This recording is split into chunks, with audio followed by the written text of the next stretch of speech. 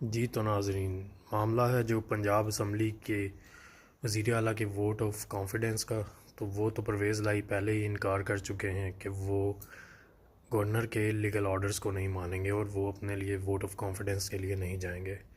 लेकिन दूसरी तरफ इमरान खान का ये कहना है और उनकी पार्टी के लोगों को उन्होंने बड़ा क्लियरली कह दिया है कि वोट ऑफ कॉन्फिडेंस होगा।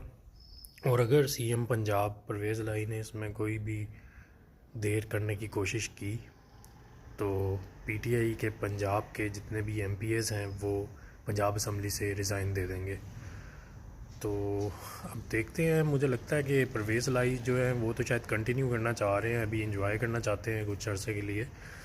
लेकिन इमरान खान ने क्योंकि ये बात पहले से ही कही हुई थी कि वो असम्बलियाँ डिज़ोल्व करना चाहते हैं, तो वो अपनी ज़िद पर कायम है और ये असम्बलियाँ फिर डिज़ोल्व होने की तरफ ही जा रही हैं।